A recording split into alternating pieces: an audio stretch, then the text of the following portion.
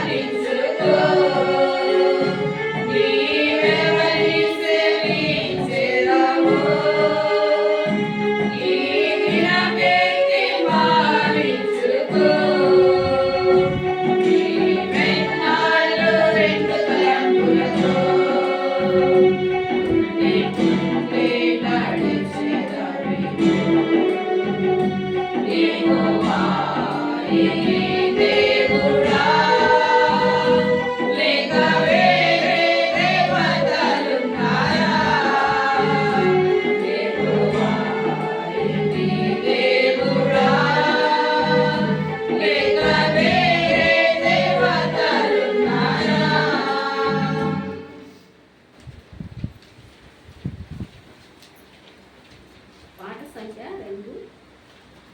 ఇది కొత్త పాటగా ఉంటుంది మీకు.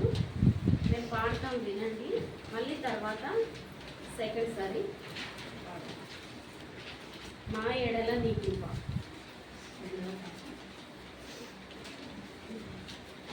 నా ఎడల నీ కృప ఎంతో గొప్పది దేవా, నా ఎడల నీ కృప ఎంతో గొప్పది దేవా.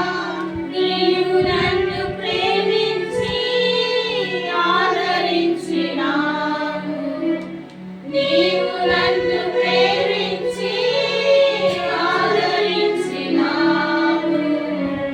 నా ఎడల నీ కృప ఎంతో గొప్పది దేవా, నా ఎడల నీ కృప.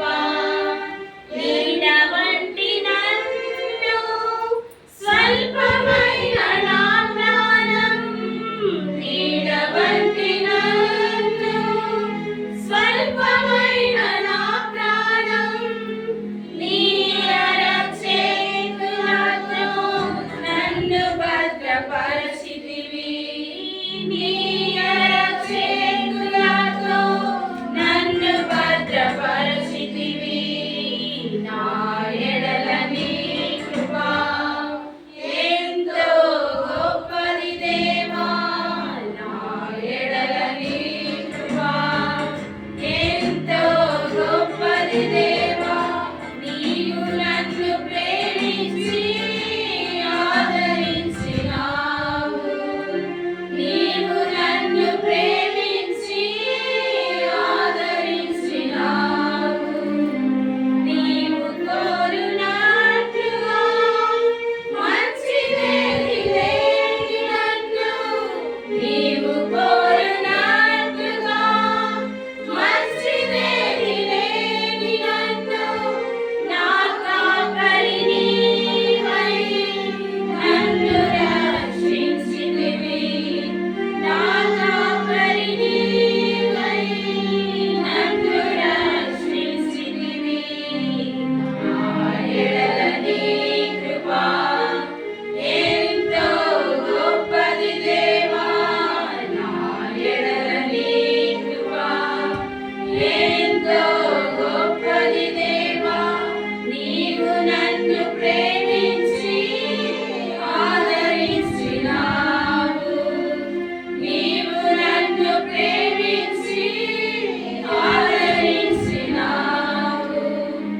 ఎన్నికే లేని నన్ను నీ పాత్రగా చేశావు, ఎన్నికే లేని నన్ను నీ పాత్రగా చేశావు.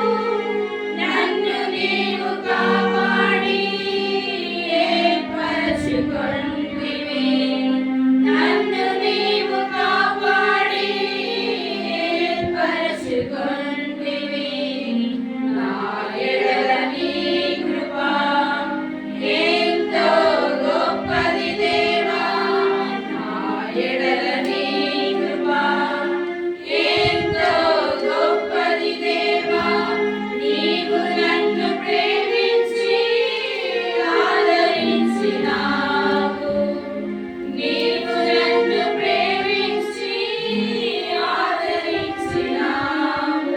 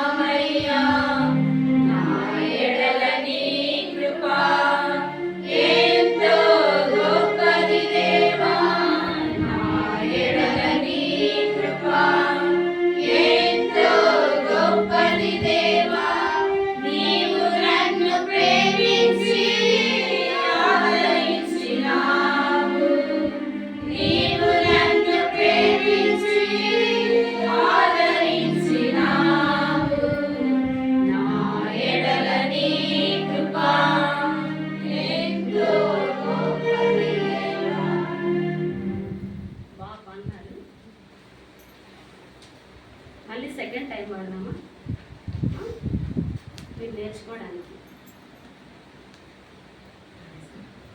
2 చరణం పైనది లాస్ట్లో నా ఎడల నీ కృప అనేది లాస్ట్లో మనం చరణం 2 సార్లు పల్లవి పాడిన తర్వాత లాస్ట్ పాడేటప్పుడు నా ఎడల నీ కృప అని స్టాప్ చేయాలి. నా ఎడల నీ కృప ఎంతో గొప్పది దేవా, నా ఎడల నీ కృప ఎంతో గొప్పది దేవా, నీవు నన్ను ప్రేమించి ఆదరించినావు, నీవు నన్ను ప్రేమించి ఆదరించినావు. నా ఎడల నీ కృప నీడవంటిగా స్వల్పమైన నా ప్రాణం, నీడవంటిగా స్వల్పమైన నా ప్రాణం, నీ అరచేతులతో నన్ను భద్రపరచితివి, నీ అరచేతులతో నన్ను భద్రపరచితివి. నా ఎడల నీ కృప ఎంతో గొప్పది దేవా, నా ఎడల నీ కృప ఎంతో గొప్పది దేవా, నీవు నన్ను ప్రేమించి ఆదరించినావు, నీవు నన్ను ప్రేమించి ఆదరించినావు. ఎన్నికే లేని నన్ను నీ పాత్రగా చేశావు, ఎన్నికే లేని నన్ను నీ పాత్రగా చేశావు, నన్ను నీవు కాపాడి ఏర్పరచుకొంటివి, నన్ను నీవు కాపాడి ఏర్పరచుకొంటివి.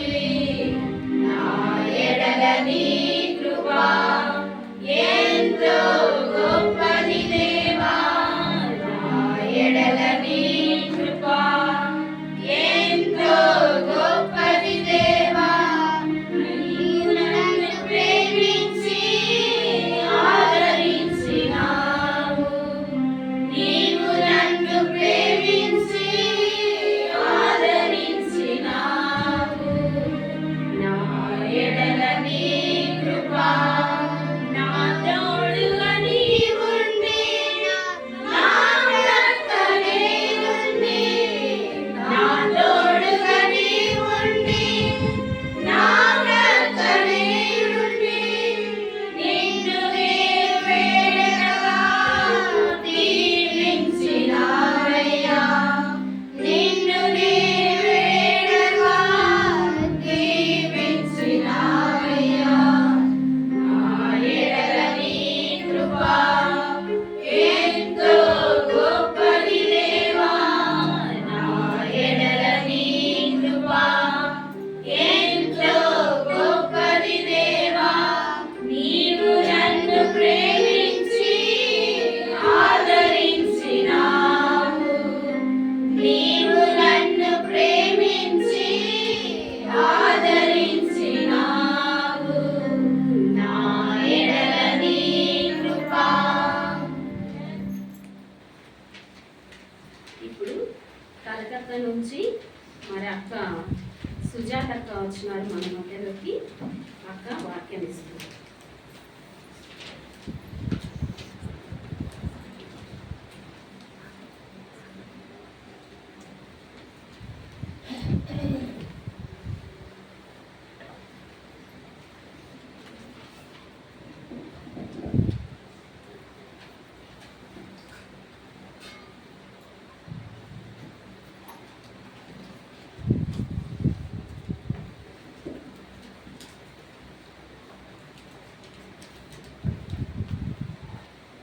సమయంలో ప్రార్థన చేసుకుందాము.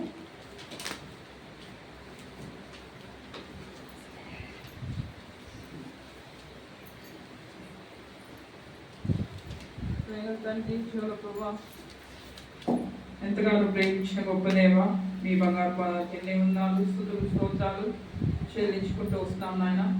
ఆకాశ మహాకాశాలు సైతం పడరాలు దేవ స్తోత్రములు. మీ ప్రేమ కృప కనికరం అంతటి బట్టి మిమ్మల్ని స్తుతిస్తూ ధనపరుస్తూ మహిమపరుస్తూ వస్తున్నాం. ఈ యొక్క ఉదయకాల సమయంలో తండ్రి ప్రభా మమ్మల్ని కూడా మీ సన్నిధిలో తీసుకొచ్చినారు. మొదటి సెషన్లో ప్రభా మరి మీ దాసరాలు ద్వారా మీరు మాట్లాడుతూ వచ్చిన ప్రతి మాటను బట్టి స్తుతిస్తున్నాం. ఆరాధనలో కూడా సహాయపడుతూ వచ్చినారు. వందనాలు నాయన ప్రభా. ఆ విధంగా మీరు ఇచ్చిన హెచ్చరికలన్నింటి బట్టి మిమ్మల్ని స్తుతిస్తున్నాం, గణపరుస్తున్నాం, మహిమపరుస్తున్నాం. ఈ రెండవ సెషన్లో కూడా మీరు మాతో మాట్లాడండి ప్రభా. ఈ తండ్రి బిడ్డలు మీ దాసులు ఎంతో దూరం నుంచి వచ్చినారు నాయన ప్రభా. మా యొక్క హృదయాన్ని తృప్తిపరచండి, మీ వాక్యంతో తృప్తిపరచండి ప్రభా. కనికరం చూపించుము. మీరు మాట్లాడితే ప్రభా మరి మాకు జీవం కలుగుతుంది. జ్ఞాపకం చేసుకున్న సొంత మాటలు, సొంత తలపులు, సొంత ఆలోచనలన్నింటి కూడా కొట్టివేయమని వేడుకుంటూ మీ వైపు చూస్తూ నాయన మీరు మాత్రమే కనబడండి ప్రభా. నాయన ప్రభా మా మధ్యలో మీ యొక్క ఆత్మ సంచారం ఉంచండి. మీ యొక్క ఆత్మ యొక్క స్పర్శ తాకిడి, ఆత్మల స్వాతంత్రంలో ప్రభా ఈ వాక్యము బోధించకు తండ్రి. ఆత్మల స్వాతంత్రం అనుభవించండి. కనికరించుము నాయన ప్రభా. సులువబడిన యేసు తప్ప మరి ఎవరు వారికి కనబడలేదు అని మీ మాటలో చెప్పబడినట్టుగా మీరు మాత్రమే కనబడి మీ నామానికి మహిమ తెచ్చుకోమని, గొప్ప కార్యం జరిగించమని, మరి ప్రతి విధమైన డిస్టర్బెన్సెస్ వాటన్నిటి నుంచి కూడా నడిపించు, కృప చూపించమని యేసు నామంలో మరి చిన్న ప్రార్థనకి బతిమాలి వేడుకొచ్చున్నాం తండ్రి.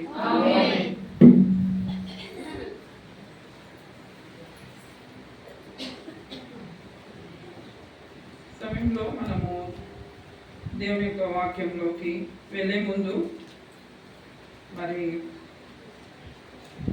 దేవుని యేసుక్రీస్తు నామంలో మీకు అందరికి వందనాలు. సమయంలో మరి దేవుని యొక్క వాక్యాన్ని మరి సామెతల గ్రంథము 31వ అధ్యాయము 30వ వచనం మనం అందరం కలిసి మరి చదువుకున్నాము. సామెతలు 31వ అధ్యాయము 30వ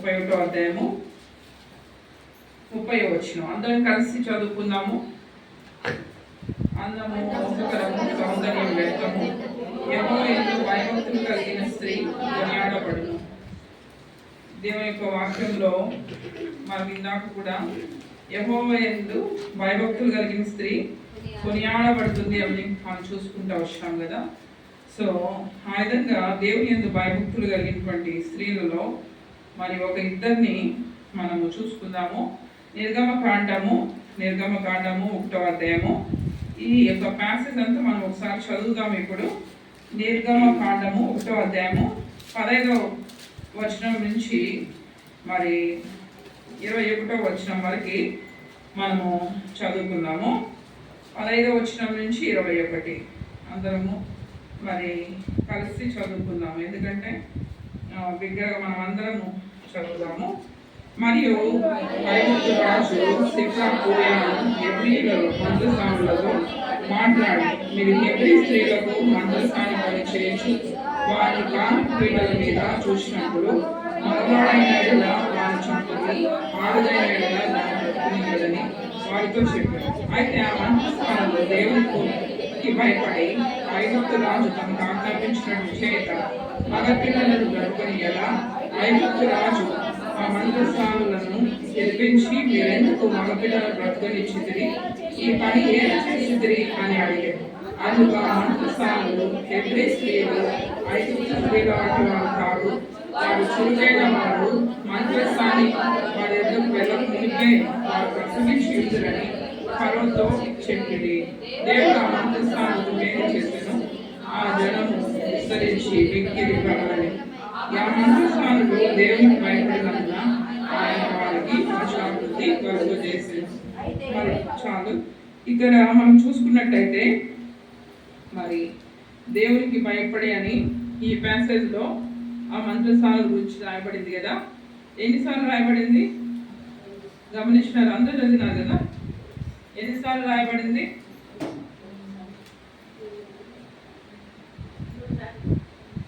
3 సార్లు. ఇంకొకసారి ఎక్కడ రాయబడింది చూపించండి. 2 సార్లు రాయబడింది. ఎక్కడ? 17వ వచనంలో. అయితే ఆ మంత్రస్థానులు దేవునికి భయపడి. రెండోసారి 21వ వచనంలో ఆ మంత్రస్థానులు దేవునికి భయపడినందున. మరి వాళ్ళు మంత్రస్థానుల పేర్లు ఏం పేర్లు? సిప్రా, పూయా. విన్నారా ఎప్పుడైనా? ఎంతమంది ఈ పేర్లు వినలేదు ఇంతవరకు? ఓకే, అందరూ విన్నారు. నిజంగా విన్నారా అందరూ? ఓకే, చాలా మంచిది. ఎవరైనా సిప్రా, పూయా అని పేరు పెట్టుకున్నట్టు విన్నారా? సిప్రా అనేది ఒక పేరు, పూయా అనేది ఇంకొక పేరు. పెట్టుకున్నది విన్నారా మీరు ఎవరైనా? వినలేదా? ఓకే, నేను విన్నాను. ఇద్దరు పేర్లు నాకు తెలిసిన వాళ్ళ పేర్లు. సిప్రా అనేసి ఒక, పూయ అనేది వినలేదు ఇప్పటివరకు నేను. సిప్రా అని మాత్రము ఇద్దరు పెట్టుకున్నారు అనమాట. ఓకే, సరే. ఇక్కడ చూసినట్లయితే ఈ యొక్క స్త్రీలు ఏం చేస్తారంట? ఎవరి వీళ్ళు? మంత్రసానులు అంటే కాన్పు చేసేవాళ్ళు వాళ్ళనమాట. వాళ్ళు దేవునికి భయపడి. మన థీమ్ ఏంటి? యెహోవా అందము, మోసకరం, సౌందర్యం, వ్యర్థము, యెహోవా యందు భయభక్తులు కలిగినటువంటి స్త్రీ కొనియాడబడును. సో భయభక్తులు కలిగినటువంటి స్త్రీ అంటే ఇక్కడ మనము ఈ స్త్రీల గురించి మనం చూసినప్పుడు వాళ్ళు ఏం చేసినారు? దేవునికి భయపడినారు. దేవునికి ఏం చేసినారు? భయపడినారు అనమాట. సరే, ఇక్కడ మనం చూసుకున్నట్లయితే దేవునికి భయపడినటువంటి వారి గురించి మనం చూసుకున్నట్లయితే మరి చూడండి, మరి దేవుని యందు భయం ఫస్ట్ సరే ఆదికాండం 20వ అధ్యాయం 11వ వచనము. ఆదికాండం 20వ అధ్యాయము 11వ వచనం. ఇక్కడ దేవుని భయం లేదు. చదవండి. అబ్రహాము ఈ స్థలమందు దేవుని భయము ఏ మాత్రమును లేదు గనుక నా భార్య నిమిత్తము నన్ను చంపుదురు అనుకుని చేసి తిని. చాలు. మరి ఇక్కడ అబ్రహాము ఎవరు ఈ మాట చెప్తున్నారు? అబ్రహాం చెప్తున్నాడు కదా. అబ్రహాము మరి అక్కడ ఒక ఇది చెప్పినాడు అనమాట, అబద్ధం చెప్పినాడు. మరి ఇక్కడ ఆ యొక్క రాజు ఏం చేసినాడంటే మరి అబీమెలెకు అక్కడ దేవుని భయం లేదంట. ఆ ప్రజల మధ్యలో ఎవరు? అబీమెలెకు ఎవరు? అన్య జనాంగంలో రాజు కదా. సో ఆ యొక్క ప్రజలకు ఏం లేదంట? దేవుని భయము లేదు కదా. దేవుని భయము, అన్య జనాంగము, వారికి దేవుని భయం లేదు. అందుకు అబ్రహాం ఏం చెప్పినాడు? అబ్రహాం శారా ఎవరని చెప్పినాడు? నా చెల్లి అని చెప్పినాడు కదా. సో ఇక్కడ చెప్తున్నాడు, ఈ స్థలమందు దేవుని భయము ఏ మాత్రం కూడా లేదు. చూడండి, ఇక్కడ ప్రజలకు ఏం లేదు? దేవుని భయము లేదన్నమాట. తర్వాత మరి అటువంటి జనాంగం మనం కూడా ఒకప్పుడు ఎట్లా ఉన్నాము? దేవుని భయం లేదు కదా, అన్ని జనాంగంలో ఉంటుంది.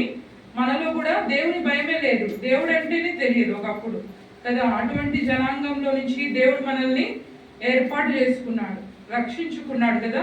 ఇప్పుడు ఉందా మనకు దేవుని భయము? రక్షింపబడిన కొత్తలో మనం చాలా భయం, అబ్బో దేవుని ఎట్లున్నాము? చాలా భయభక్తులు కలిగి ఉన్నాం కదా. దేవుని మందిరం అంటే ఇన్ టైం కదా. నేను కూడా వెళ్తా ఉన్నాను 9 గంటలకు ఆరాధన బెంగళూరులో ఉన్నప్పుడు. 9 గంటలు అంటే ఒక నిమిషం కూడా ఇటువంటి పోకూడదు, ఉండాలి దేవుని మందిరంలో పడిపోవాలి. ఏం తీసుకెళ్ళాలని తెలుసా? ఆటోకి వెళ్ళేదాన్ని. ఎట్లా వెళ్ళేదాన్ని? ఆటోకి. దగ్గరే, వాకబుల్లే, కానీ ఎంత ఒక 5 నిమిషాలు పడుతుంది నడుచుకోకపోతే. అయితే దేవుని సమయాన్ని, మందిరంలో దేవుని సమయానికి ఉండాలి అనేసి మరి అట్లా అటువంటి భయం ఉంది. ఇప్పుడు ఆ భయమే కలిగి ఉన్నాం మనము? అటువంటి భయం కలిగి ఉన్నామా? పరీక్షించుకోవాలన్నమాట. సరే, అటువంటి దేవుడు మనల్ని రక్షించుకున్నాడు. మనం దేవుని యందు భయభక్తులు కలిగి ఉండాలని మరి దేవుడు కోరుకుంటున్నాడు అన్నమాట. సరే, మరి కొన్ని వచనాలు మనం చూసుకున్నట్లయితే కీర్తనల గ్రంథము ఇందాక మనం చదువుకుంటూ వచ్చినాం, కానీ ఈ వచనాలు చదవలేదు. 34:11 నుంచి 14 వచనాలు ఎవరైనా చదివి సహాయం చేయండి. మీరు వచ్చి నా మాట వినుడి, యెహోవా యందలి భయభక్తులు మీకు నేర్పెదను. బ్రతకగోరువాడు ఎవడైనా ఉన్నాడా? మేలు నందుచు అనేక దినములు బ్రతకగోరువాడు ఎవడైనా ఉన్నాడా? చెడ్డ మాటలు పలకకుండా నీ నాలుకను, కపటమైన మాటలు పలకకుండా నీ పెదవులను కాచుకొనుము. చదువు. కీడు చేయటం మాని మేలు చేయము, సమాధానం వెతికి దాని వెంటాడము. మరి చాలు. ఇక్కడ చూసినట్లయితే పిల్లలారా మీరు వచ్చి నా మాట వినుడి, యెహోవా యందు భయభక్తులు నేర్పెదను అని చెప్పేసి కీర్తనకారుడు ఏం చెప్తున్నాడు? భయభక్తులు నేర్పిస్తాడు. మన దేవుని దగ్గరికి వస్తే ఏం నేర్చుకోగలము? భయభక్తులు నేర్చుకో. భయము భక్తి రెండు అన్నమాట. మనము దేవుని దగ్గరకు వచ్చి మనం ఏం చేయాలి? భయభక్తులు నేర్చుకోవాలి. సరే, 111:10 111:10 కీర్తనలు 111. భయము జ్ఞానమునకు మూలము, ఆయన శాసనములు అనుసరించి వారందరూ మంచి వివేకము గలవారు. చాలు. యెహోవా యందు భయము ఎట్లా ఏమంట? జ్ఞానముకు మూలం. యెహోవా యందు భయభక్తులు మనం కలిగి ఉంటే మనకేమొస్తుంది? జ్ఞానం వస్తుంది. ఈ లోకంలో మనం జ్ఞానం కొరకు ఏం చేస్తాం? ఇప్పుడు 10th క్లాస్ ఇంటర్ ఎగ్జామ్స్ జరుగుతున్నాయి కదా, వాళ్ళందరికీ జ్ఞానం కావాలంటే వాళ్ళు ఎక్కడికి రావాలి? దేవుని దగ్గరికి రావాలి. సో జ్ఞానం ఎక్కడి నుంచి వస్తుంది? మనం పుస్తకాలు చదివితే కొంత మటుకు వస్తుంది. అయితే సంపూర్ణమైన జ్ఞానం మనకి ఎక్కడి నుంచి వస్తుంది? దేవుని దగ్గరే అన్నమాట. ఆయనే మనకు జ్ఞానం ఇచ్చేవాడు. మనం యేసుప్రభువుని నమ్మిన తర్వాత కూడా మనం ఏం చేస్తాం? ఎక్కడెక్కడో పరిగెత్తా ఉంటాం జ్ఞానం కొరకు కదా, ఎక్కడెక్కడో పరిగెత్తా ఉంటాం. మనం దేవుడు రావాల్సిన ఆయన దగ్గరికి రావు, ఎక్కడెక్కడో పరిగెత్తా ఉంటాం. కాబట్టి దేవుడు చెప్తున్నాడు, యెహోవా యందు భయభక్తులు కలిగి ఉండుట జ్ఞానముకు మూలం. మన పిల్లలకి అదే నేర్పించాలి. ఏం నేర్పించాలి? దేవుని దగ్గరికి రావడం నేర్పించాలి, అలవాటు చేయాలి. దేవుని వాక్యం చదవడం నేర్పించాలి, దేవుని వాక్యాన్ని నేర్పించాలి. మనం ఎంతమంది మన పిల్లలకు దేవుని వాక్యాన్ని నేర్పిస్తున్నాము? ఇన్ని పుస్తకాలు మాత్రం ఇంతంత నేర్పిస్తాం కదా, మరి మన పిల్లలకి కనీసం ఒక అధ్యాయం నేర్పిస్తున్నామా? కొన్ని వచనాలు నేర్పిస్తున్నామా? 20 వచనాలు నేర్పిస్తున్నాము ఒక సంవత్సరానికి. ఎప్పుడో ఏదైనా ర్యాలీ అంటే ఏం చేస్తాం? ముందు ఒక నెల ముందు నుంచి ప్రాక్టీస్ నేర్పిస్తాం కదా. సంవత్సరం అంతా నేర్పిస్తున్నామా? ఈ విషయంలో మనము ఎంతో ఫెయిల్ అవుతున్నాం. కాబట్టి మనకి జ్ఞానం ఎక్కడి నుంచి వస్తుంది? యెహోవా యందే జ్ఞానము వస్తుంది అనమాట. ఆయన భయభక్తులు కలిగి ఉంటే ఏమొస్తుంది? జ్ఞానము. మరి ఆయన జ్ఞానముకు మూలం. ఆయన భయభక్తులు కలిగి ఉన్నాడు. సరే, అదేవిధంగా మరి 16 సామెతలు 16:6 సామెతల గ్రంథము 16వ అధ్యాయము 6వ వచనం. కృపాసత్యముల వలన దోషములకు ప్రాయశ్చిత్తము కలుగును. యెహోవా యందు భయభక్తులు కలిగి ఉండుట వలన మనుషుల చెడుతనము నుండి తొలగిపోవును. యెహోవా యందు భయభక్తులు కలిగి ఉంటే మనుషులు దేని నుంచి తొలగిపోతారంట? చెడుతనం నుంచి తొలగిపోతారు. మళ్ళీ చూసుకుంటాం దీని గురించి. చెడుతనం నుంచి మనం తొలగిపోవాలంటే ఏం కలిగి ఉండాలి? యెహోవా యందు భయభక్తులు కలిగి ఉండాలి. కొంతమందికి భయం ఉంటుంది, భక్తి ఉండదు. కొంతమంది భక్తి ఉంటుంది, భయం ఉండదు. భయము భక్తి రెండు కలిసి ఉండాలన్నమాట. సో భయభక్తులు దేవుని యందు కలిగి ఉన్నప్పుడు దేవుడు ఏం చేస్తాం? మనము చెడుతనమును విసర్జిస్తాము, చెడుతనమును విడిచిపెడతాం. సో ఆ విధంగా మనము దేవుని యందు భయభక్తులు కలిగి ఉండాలి. సో మన నుంచి చెడుతనము అప్పుడు తొలగిపోతుంది అన్నమాట. మనలో ఉంది అంటే మనము దేవుని యందు భయభక్తులు కలిగి ఉండే దాంట్లో లోపం కలిగి ఉన్నామని అర్థం అన్నమాట. సో మనము సరి చేసుకోవాలి. దేవుని వాక్యంతో మాట్లాడుతున్నప్పుడు మనము ఏం చేయాలి? గర్వించకూడదు, హర్షించకూడదు, ఏముందిలే నాలో అనుకోకూడదు అన్నమాట. మనలో ఉన్నటువంటి లోపాలు మనం ఏం చేయాలి? సరి చేసుకోవాలి, బాగు చేసుకోవాలన్నమాట. అప్పుడు మనము దీవెన ఆశీర్వాదాన్ని పొందుతాం. సరే, మనము దేవుని యొక్క వాక్యంలో మనం చూసుకున్నట్లయితే చూడండి, అపోస్తుల కార్యం 4:19. అపోస్తుల కార్యములు 4:19. వీళ్ళు ఎవరికి భయపడినారు? ఈ యొక్క వ్యక్తులు. అందుకు పేతురును యోహానును వారిని చూసి, దేవుని మాట వినుట కంటే నీ మాట వినుట దేవుని దృష్టికి న్యాయమా? మీరే చెప్పుడి. 5:29 కూడా చదవండి. ప్రభువా, అపోస్తుల కార్యం 5:29. అందుకు పేతురును అపోస్తులను, మనుషులు కాదు దేవునికే మేము లోబడవలెను కదా. ఎవరికి కాదు? దేవునికే లోబడాలి. ముందు కూడా మరి 4:19 ఏం చదివినాము? 4:19 దేవుని మాట వినుట కంటే నీ మాట వినుట దేవుని దృష్టికి న్యాయమా. చూడండి, వీళ్ళు ఎవరికి భయపడుతున్నారు? అపోస్తులు దేవునికి భయపడుతున్నారు కదా. ఎవరికి భయపడుతున్నారు? దేవునికి భయపడుతున్నారు. చాలా సార్లు మనం ఏం చేస్తాము? ఎవరికి భయపడతాము? మనుషులకు భయపడతాం కదా. మనం చూస్తున్నాం, కరోనా టైం వచ్చింది. అప్పుడు అందరూ మందిరంలో కూడుకోవడానికి అవకాశం ఉందా? లేదు. ఇంట్లో మనం ఏం చేస్తూ వచ్చినాము? ఆరాధన లైవ్ వింటా వచ్చినాము కదా, లైవ్ వింటా వచ్చినాము. అదే ఆరాధన మందిరంలో ఉంటే ఎట్లా ఉంటాము? భయభక్తితో రెడీ అయ్యి ఏం చేస్తాము? మందిరంలో వచ్చి కూర్చుంటాం కదా, వింటాం దేవుని వాక్యాన్ని. అయితే అప్పుడు ఎట్లా ఉన్నాం మనము?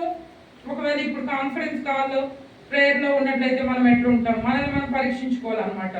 సో అప్పుడు ఏంటి? రెడీ అవ్వకుండా కూర్చుంటాం, వాక్యం వింటాం కదా. కొంతమంది పనులు కూడా చేసుకుంటూ ఉంటారు. సో కొంతమంది ఉన్నారు రెడీ అయ్యి ఆ టైం కూర్చున్న వాళ్ళు కూడా ఉన్నారు. సో కాబట్టి మనము మనుషులకు కాదు భయపడాల్సింది. ఎవరికి? దేవునికి భయపడాలి. దేవుని సన్నిధిలో ఉన్నాను అని మనము ఏం చేయాలి? దేవునికి భయపడాలన్నమాట. మరి ఇక్కడ చూసినట్లయితే చూడండి, దానియేలు గ్రంథము ఇది మళ్ళీ చూసుకుంటాము. అయితే దానియేలు గ్రంథం మళ్ళీ ఇప్పుడు కూడా ఒకసారి దానియేలు గ్రంథం 3:16-18 వచనాలు. దానియేలు గ్రంథము రాజుతో ఇలాగ చెప్పిరి, నెబుకద్నెజరు ఇందును గూర్చి నీకు ప్రత్యుత్తరం ఇయ్యవలెనన్న చింత మాకు లేదు. మేము సేవించుచున్న దేవుడు మండుచున్న వేడిమి గల ఈ అగ్నిగుండంలో నుండి మమ్మను తప్పించి రక్షించుటకు సమర్థుడు. మరియు నీ వశమున పడకుండా ఆయన మమ్మను రక్షించును.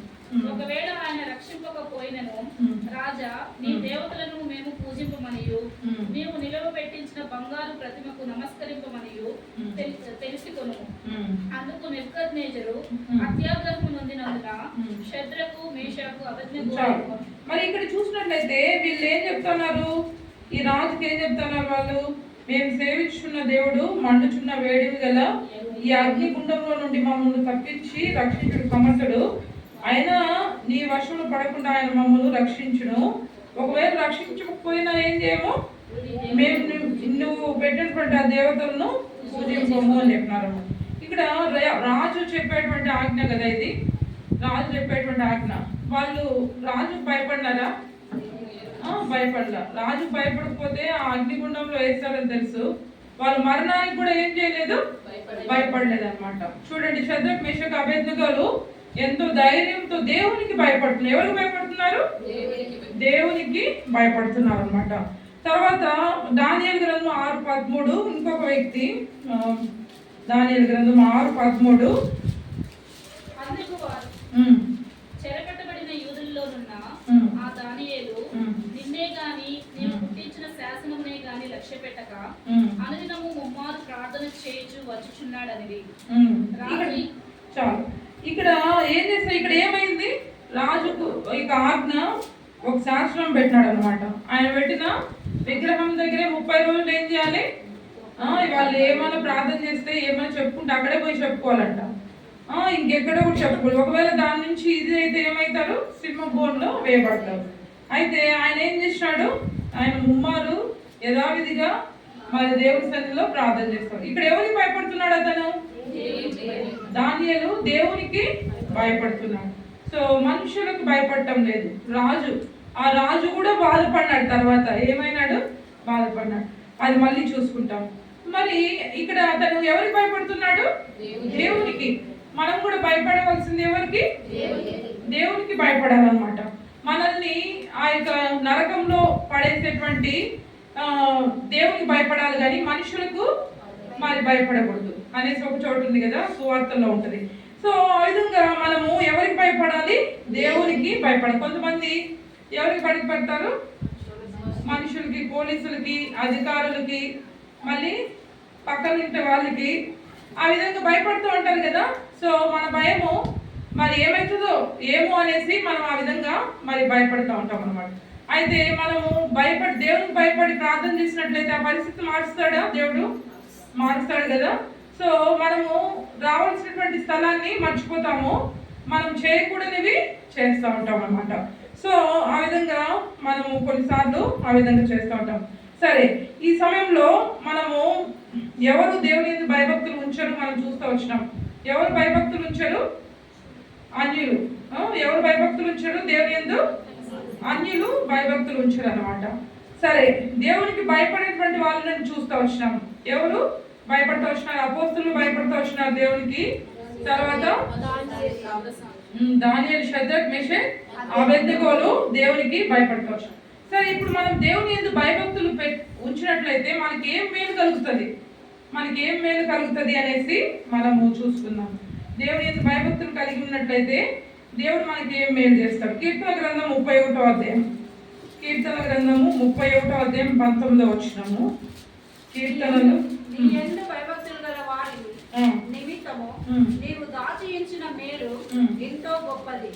నరుల ఎదుట నిన్ను ఆశ్రయించు వారి నిమిత్తము నీవు సిద్ధపరిచిన మేలు ఎంతో గొప్పది. మనము దేవుని యందు భయభక్తులు కలిగి ఉన్నట్టయితే మన నిమిత్తం దేవుడు దాచించిన మేలు ఎట్లా ఉంటుందంట? ఎంతో గొప్పదంట. తర్వాత నరుల ఎదుట ఆయన ఆశ్రయించిన వారి నిమిత్తము ఆయన సిద్ధపరిచిన మేలు ఎంతో గొప్పది. మరి కొరింథీయులకు రాసిన పత్రికలో ఉంటది, ఆయన మన కొరకు సిద్ధపరిచిన మేలు మన కంటికి కనబడలేదు, మన చెవికి వినబడలేదు, హృదయానికి గోచరం కాలేదు అనేసి రాయబడి ఉంటుంది అనమాట. సో అంత గొప్ప మేళ్లను మన కోసం ఏం చేసినాడు? దేవుడు దాచి ఉంచినాడు. అయితే మనం చేయవలసింది ఏంది?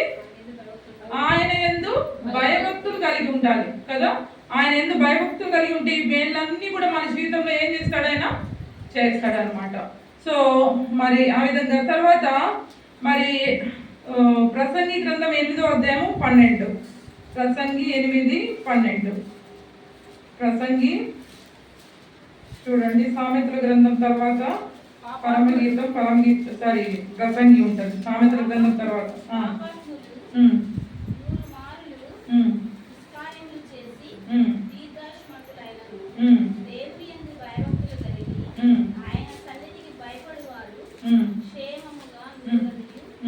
చాలు. 13 చదవండి. భక్తిహీనులు దేవుని సన్నిధిని భయపడరు గనుక వారికి క్షేమము కలగదనియు వారు నీడ వంటి దీర్ఘాయువును పొందకపోదురనియు నేను ఎరుగుదును. చాలు.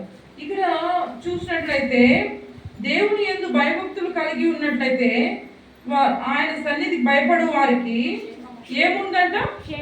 క్షేమం ఉంది. ఏముంది? క్షేమం ఉంది. తర్వాత దీర్ఘాయుష్మంతులు అవుతారంట. అయితే భక్తిహీనులకు ఏం లేదంట? దీర్ఘాయుష్ లేదు. ఏం లేదు? దీర్ఘాయుష్ లేదు. తర్వాత వాళ్ళకి క్షేమం కూడా లేదన్నమాట. మనం ఎక్కడికైనా వెళ్తున్నప్పుడు వస్తున్నప్పుడు ఏం చేసుకోవాలి? ప్రార్థన చేసుకోవాలి. ప్రభువా నా రాకపోకల్లో తోడు. చాలా మంది ఏం చేస్తాము? రెడీ అవుతాం, వెళ్ళిపోతాం కదా. అయితే మనము వెళ్ళేటప్పుడు వచ్చేటప్పుడు ఏం చేయాలి? ప్రార్థన చేసుకోవాలి. దేవుడు మన ప్రభువా నాతో ఉండు, నాకు సహాయం చేయనేసి దేవుని యందు అదే భయభక్తి కలిగి ఉండడం అంటే కదా. మనం ప్రార్థన మర్చిపోయినామంటే ఏంది? భయభక్తులు లేదు. దేవుని యందు భయభక్తులు లేదనమాట. అంటే అయ్యో దేవుడు నాతో ఉంటాడు అన్నటువంటి గుర్తు కూడా ఉండదు అనమాట. సో మనకి ఇష్టం వచ్చినట్లు మనం వెళ్తూ ఉంటాం, వస్తూ ఉంటాం. సో ఆ విధంగా మొన్న ఒక రోజు మేము ఒక పెళ్లికి వెళ్ళినాము. మందిరంలో నుంచి వచ్చేటప్పుడు ప్రార్థన చేసుకోవడం మర్చిపోయినాము. సిస్టర్ ఏం చేసినారంటే, అక్క ఒక ప్రార్థన కూడా చేసుకోకుండా బయలుదేరేసినామే అని చెప్పేసి రోడ్డు మీదకి వచ్చినాక ఒక ప్రార్థన చేసినాం అన్నమాట. వెంటనే బస్సు వచ్చింది. బస్సు మామూలుగా అయితే ఆటోకి వెళ్తే ఎంత 30 రూపాయలు 40 రూపాయలు తీసుకుంటారు. నేను వెళ్ళాల్సి. సో అట్లా మనం అంటే డబ్బులు తక్కువ అయినాయని కాదు, అంటే చూడండి మనం వెళ్ళేటప్పుడు వచ్చేటప్పుడు ఏం చేసుకోవాలి? ప్రార్థన చేసుకోవాలన్నమాట. సో ఆ విధంగా దేవుడు మనకి ఏం చేస్తాడు? క్షేమం కలుగజేస్తాడు. ఫస్ట్ మనం చూసుకుంటూ వచ్చినాము, దేవుని యందు భయభక్తులు కలిగి ఉండటం ద్వారా మనకి ఏం కలిగింది? మేలు కలిగింది. ఏం కలిగింది? ఆయన కొరకు మనకు దాచించిన మేలు ఎంతో గొప్పదన్నమాట. సో అది మనం మన కంటితో చూడలేము, మన చెవులతో వినలేము, మన హృదయానికి వచ్చలేము కదా. అంత గొప్ప మేలును దేవుడు మనకి ఇస్తాడు. తర్వాత ఆయన యందు భయభక్తులు కలిగి ఉంటే మన కొరకు దేవుడు ఏం చేస్తాడు? క్షేమాన్ని కలుగజేస్తాడు, దీర్ఘాయుష్ని ఇస్తాడు కదా. మనం ఎక్కడికి వెళ్ళినా భయం లేదు. దేవుని భయం కలిగి ఉంటే చాలు. మనం ఒకవేళ దేవుని భయం కలిగి ఉండి కూడా చనిపోయినామంటే ఆయన సమయం అది. సో ఆ విధంగా దేవుడు ఏం చేస్తాడు? మనకు దీర్ఘాయుష్ని ఇస్తాడు, క్షేమాన్ని ఇస్తాడు అన్నమాట. తర్వాత ఈ యొక్క ఇదే ప్రసంగి గ్రంథము 12:13 చదవండి. ఇదే ప్రసంగి గ్రంథము 12. ఇదంతయు వినిన తరువాత తేలిన ఫలితార్థమిదే, దేవుని యందు భయభక్తులు కలిగి ఉండి ఆయన కట్టడలను అనుసరించి నడుచుకొనవలెను మానవ కోటికి ఇదియే విధి. చాలు. మరి దేవుని యందు భయభక్తులు కలిగి ఉండటము, ఆయన కట్టడలను అనుసరించి నడుచుకొని ఉండవాలంట. అదే ఏంటంటే మానవ కోటికి ఇది ఏ విధి. సో దేవుని యందు భయభక్తులు కలిగి ఉండాలి, మనం కలిగి ఉండాలి, మన పిల్లలకు నేర్పించాలి. ఏం చేయాలి? మన పిల్లలకి నేర్పించాలి. దేవుని మందిరానికి రావడం, బైబిల్ చదవడము. చిన్న పిల్లలకు అని చెప్పకూడదు. ఏం చేయాలి? మరి నీ కడుపులో ఉన్నప్పుడు కూడా వింటారు, తెలుసా వాళ్ళు మీ మాటలు? మనకు తెలియదు. పుట్టిన తర్వాత చిన్న పిల్లలు, నెలల పిల్లలు ఏం వింటారు అంటారు. సో ఆ విధంగా కాదనమాట. మనం నేర్పించాల్సింది. ఒక సిస్టరు మరి చెప్తా వచ్చినారు అనమాట ఈ మధ్య. చిన్న బేబీ 6 months కూడా అవ్వలేదు. మరి వాళ్ళకి ఏం నేర్పిస్తున్నారు? ఏ ఫర్ అది ఉంది కదా, అది నేర్పిస్తున్నారు అనమాట. పిల్లలు వాకింగ్ కూడా పెట్టి వినిపిస్తున్నారేమో, వినిపిస్తాను అని చెప్పినారు అనమాట. సో ఏంటి, 5 నెలల పిల్లకి ఏం నేర్పిస్తుంది? A for apple, B for banana చూపిస్తే ఇది ఏది చెప్పు అంటే పిల్లోడు చూపించాడట. సో గిన్నిస్ బుక్కు ఎక్కాలని చెప్పేసి ఆమె ఆశ. చూడండి, మన ఆశయం కలిగి ఉండాలి, దేవుని యందు భయభక్తులు కలిగి ఉండడం నేర్పించాలన్నమాట. సో మన పిల్లలకి ఏం నేర్పించాలి? దేవుని యందు భయభక్తులు. చిన్న పిల్లలు అని చెప్పద్దు, దేవుని మనం నేర్పిస్తే వాళ్ళు నేర్చుకుంటారు అన్నమాట. నెలల బిడ్డలైనా నేర్చుకుంటారు. సో ఆ విధంగా మన పిల్లలకి దేవుని యందు భయభక్తులు నేర్పించాలి. అదే విధి. ఏంటి? మానవ కోటికి అదే విధి అన్నమాట. సో ఆ విధంగా మరి ఇంకొక ఇదే ఇందాక చదువుకున్న దానియేలు గ్రంథము 3వ అధ్యాయం 16-18 వచనాలు మనం చూడండి. దాని గురించి వాళ్ళు భయభక్తులు పెట్టినారు, దాని నుంచి ఏమైంది అనేసి మనం చూసుకున్నాము. రాజుతో ఇలాగుచుంటే నెబుకద్నెజరు నిన్ను గూర్చి నీకు ప్రత్యుత్తరమియ్యవలెనన్న చింత మాకు లేదు. మేము సేవించుచున్న దేవుడు మండుచున్న వేడిమి గల ఈ అగ్నిగుండంలో మమ్మల్ని తప్పించి రక్షించుటకు సమర్థుడు. మరియు నీ వశమున పడకుండా ఆయన మమ్మల్ని రక్షించును. ఒకవేళ ఆయన రక్షించకపోయినను రాజా, నీ దేవతలను మేము పూజింపమనియు నీవు నిలవబెట్టినించిన బంగారు ప్రతిమకు నమస్కరింపమనియు తెలుసుకొనుము. చాలు. ఇక్కడ 28 కూడా చదవండి. 28 3వ అధ్యాయం 28వ వచనం. నెబుకద్నెజరు షడ్రక్, మేషకు, అబేద్నెగోయును వీరు దేవుడు పూజ్యుడును పూజార్హుడు ఆయన తన దూత నంపి తనను ఆశ్రయించి దాసులను రక్షించెను. వారు తమ దేవునికి గాక మరి ఏ దేవునికి నమస్కరింపకయు ఏ దేవుని సేవింపకయు ముందుమని తమ దేహములను అప్పగించి రాజు యొక్క ఆజ్ఞను వ్యర్థపరిచిది.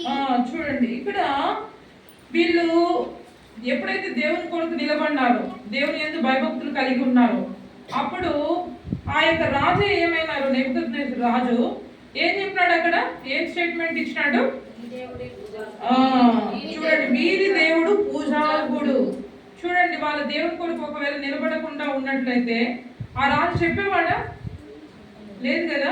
చూడండి, ఎంత ఒక రాజు దేవుని గురించి తెలుసుకోవడానికి అక్కడ వాళ్ళ యొక్క భయం అనేది ఉపయోగపడింది అన్నమాట.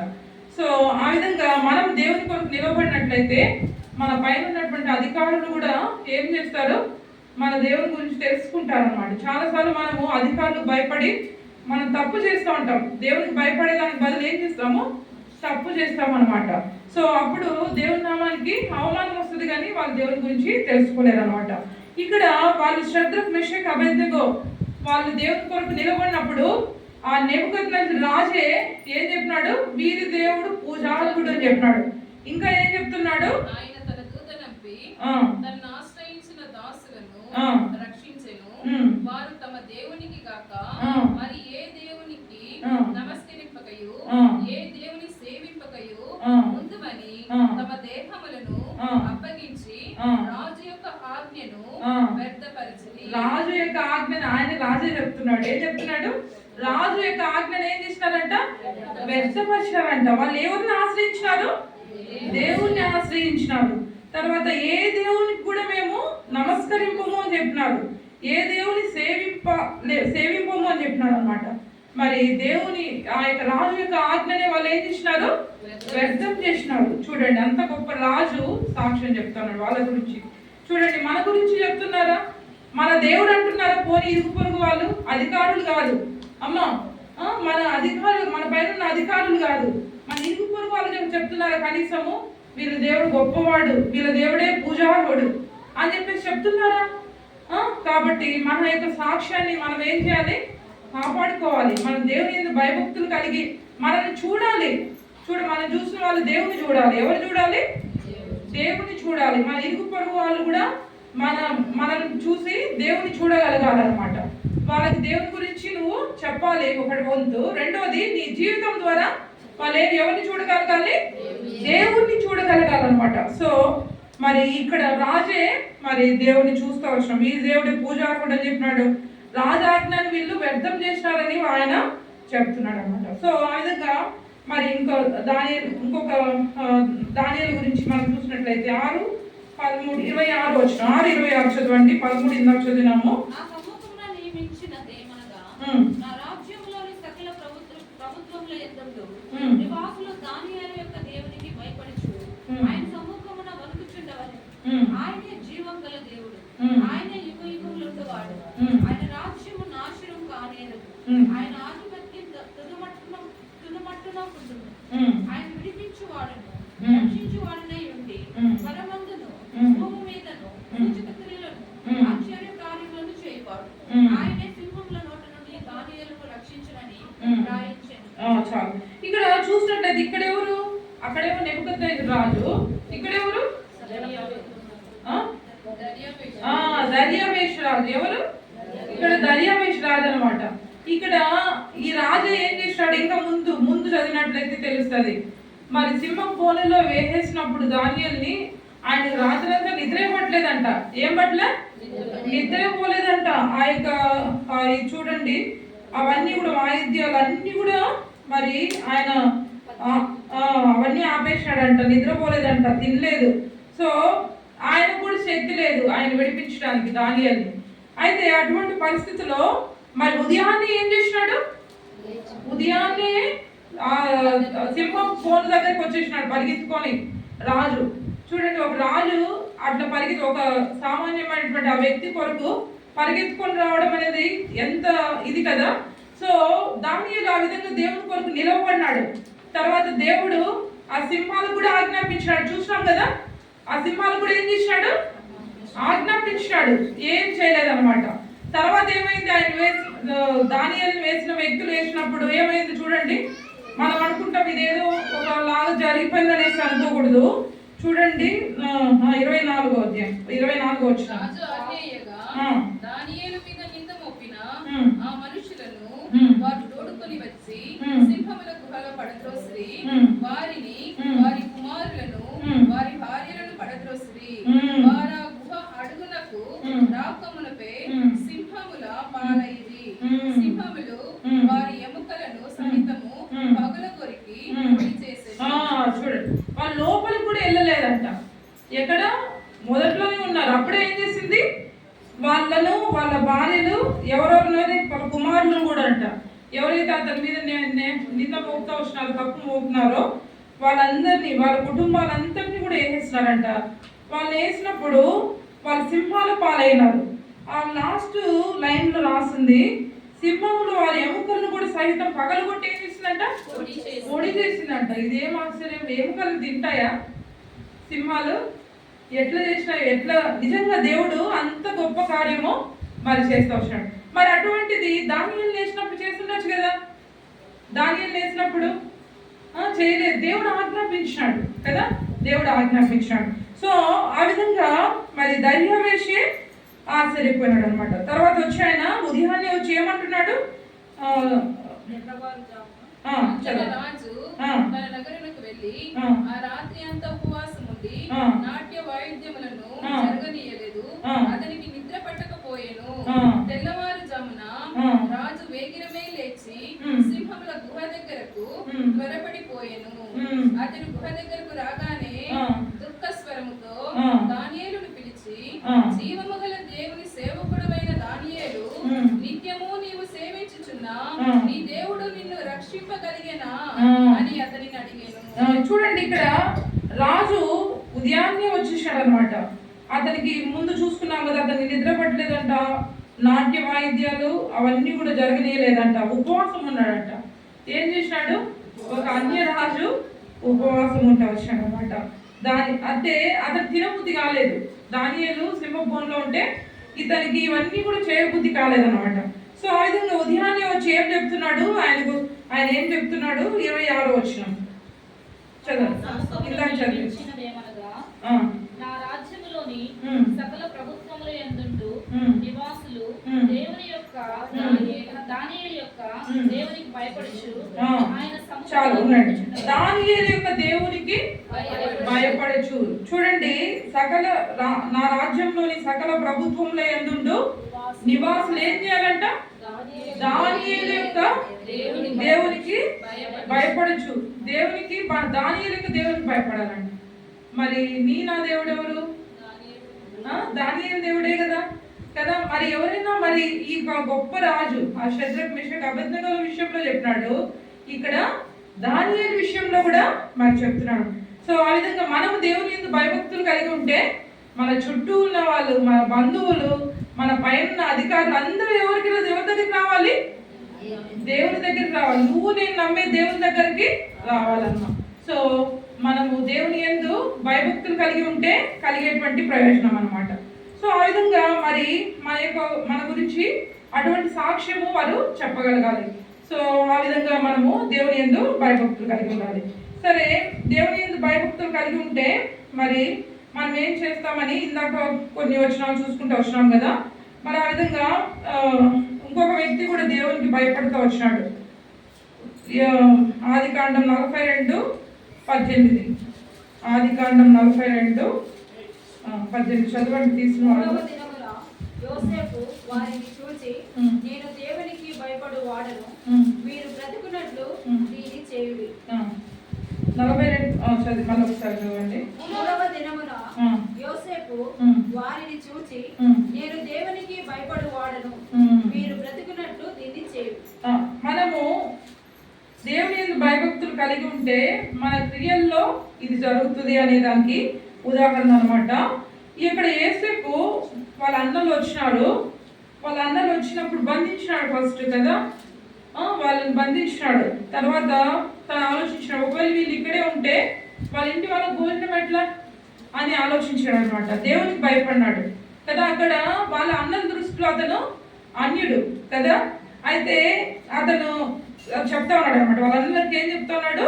నేను దేవునికి భయపడేవాడు కాబట్టి మీరు ఒక్కరిని ఇక్కడ బంధిస్తాను, మీకు అందరూ మీరు ఆహారం తీసుకొని వెళ్ళండి అని చెప్పాడు. సో మనము దేవునికి భయపడినట్లయితే మన క్రియల్లో చూపించాలి. ఏం చేయాలి? చెప్పడం మాత్రం కాదు, వినడం మాత్రం కాదు, మన క్రియల్లో కూడా ఏం చేయాలి? చూపించాలన్నమాట. సో మనం ఆ విధంగా మరి ఇతరుల్ని మరి మేలు చేసేటువంటి వాళ్ళంగా ఉండాలి. చూడండి, ఇక్కడ దేవునికి భయపడినాడు కాబట్టి అతను ఏం చేసినాడు? వాళ్ళందరినీ పోలించినాడు. చూడండి, అక్కడే అతనికి అధికారం ఉంది, బంధించి అట్లే ఉంచచ్చు అనమాట. అయితే అతను దేవునికి భయపడుతున్నాడు. తన ఇంటి వాళ్ళే కదా ఆకలితో ఉంటారు. ఒకవేళ వాళ్ళ అన్నలు వెళ్ళకపోతే ఎవరు ఆకలితో ఉంటారు? తన తండ్రి కుటుంబమే. కాబట్టి అతను ఎవరికి భయపడినాడు? దేవునికి భయపడినాడు. తన క్రియల్లో చూపిస్తున్నాడు అనమాట. సో ఆ విధంగా మనము దేవునికి భయపడినప్పుడు మన క్రియల్లో ఏం చేయాలి? మంచి పనులు అనేది చూపించాలన్నమాట. తర్వాత ఇంకొక వ్యక్తి నెహెమ్యా గ్రంథము 5:15. నెహెమ్యా గ్రంథము 5:15 తీసుకుని చదవండి. అయితే నాకు ముందుగా నుండిన అధికారులు జనుల యొక్క నుండి ఆహారమును, ద్రాక్షారసమును, 40 తులముల వెండిని తీసుకొని వచ్చింది. వారి పని వారు సహా జనుల మీద భారం మోస్తూ వచ్చింది. అయితే దేవుని భయం చేత నేను అలాగనే చేయలేదు. ఇక్కడ మళ్ళీ ఒకసారి, అయితే నాకు ముందుగా నుండిన అధికారులు జనుల యొద్ద నుండి ఆహారము ద్రాక్షారసమును 40 తులముల వెండిని తీసుకొని వచ్చింది. వారి పని వారు సహా జనుల మీద భారం మోస్తూ వచ్చింది. అయితే దేవుని భయం చేత నేను అలాగనే చేయలేదు. ఇక్కడ నెహెమ్యా ఏం చేసినాడంట, వాళ్ళతో ఉన్నటువంటి పని వాళ్ళు ఏం చేస్తా ఉన్నారంట, అధికారులు అతనికి ముందుగా ఉన్నటువంటి వాళ్ళు జనులు ఏం తీసుకుంటా ఉన్నారంట, ఆహారం తీసుకుంటా ఉన్నారంట, ద్రాక్షరసంను తీసుకుంటా వచ్చి 40 తులముల వెండిని తీసుకుంటా వచ్చినారు. వారు పనివారు సహా జనుల మీద భారం మోపుతా వచ్చినారు. ఏం చేస్తున్నారు, భారము మోపుతా వచ్చినారు అనమాట. అయితే దేవుని భయం కలిగి ఇతను నెహెమ్యా ఏం చేయలేదు, ఆ విధంగా చేయలేదు. అతని కంటే ముందు ఉన్నటువంటి వాళ్ళు చేసినట్లు ఇక్కడ నెహెమ్యా చేయడం లేదు అన్నాడు. అందుకంటే ముందు ఉన్నటువంటి వాళ్ళు ఏం చేస్తూ వచ్చినారు, ఇంకా 14వ వచనంలో మధ్యలో నుంచి 12 సంవత్సరంలో అధికారి రావాల్సినటువంటి సొమ్మును, ఇతనే నెహెమ్యా అన్నమాట, సొమ్మును నేను కానీ నా బంధువులు కానీ తీసుకోలేదు. మరి ఇక్కడ అయితే తనకు ముందు ఉన్నటువంటి వాళ్ళు ఏం చేస్తూ వచ్చినారు, అధికారులు జనుల దగ్గర ఆహారం తీసుకున్నారంట, ద్రాక్షారసం తీసుకున్నారంట, తర్వాత 40 తులముల వెండి తీసుకున్నారంట. ఆ పని వారి మీద అధికమైన భారము పెడతా వచ్చినారు అనమాట, మోపుతా వచ్చినారు. అయితే నెహెమ్యా మాత్రం ఏం చేయలేదు, దేవునికి భయపడి ఆ విధంగా చేయలేదన్నమాట. సో మన యొక్క జీవితంలో మనము కొన్నిసార్లు అధికారంలో ఉన్నప్పుడు మనం ఏమి చేసుకోవచ్చు, మేలు పొందొచ్చు అనమాట. ఆ ప్రజల దగ్గర మన కింద ఉన్నటువంటి వాళ్ళ దగ్గర నుంచి తీసుకోవచ్చు, వాళ్ళ మీద భారం మోపి మన పని అంతా కూడా వాళ్ళకి ఇచ్చేయచ్చు. కొంతమంది ఏం చేస్తూ ఉంటారు, మనం చేయాల్సిన పనిని ఇతరుల మీద మోపేస్తూ ఉంటారు అనమాట. అది కరెక్టేనా కాదు. నెహెమ్యా ఆ విధంగా చేయలేదన్నమాట. తర్వాత తను ఏం తీసుకోవటం లేదు. కానీ చూడండి, వీళ్ళైతే అధికారులు జనుల దగ్గర నుంచి ఆహారం తీసుకుంటున్నారు, ద్రాక్షరసం తీసుకుంటున్నారు, అన్ని చేస్తున్నారు. అయితే ఈయన నెహెమ్యా తీసుకోవటం లేదనమాట. ఆ విధంగా మనం కూడా మనం ఉద్యోగం చేసేటువంటి స్థలంలో మనము ఏది కూడా ఆశించకూడదు. లంచం చూడండి, లంచం ఏం చేయకూడదు, ఆశించకూడదు.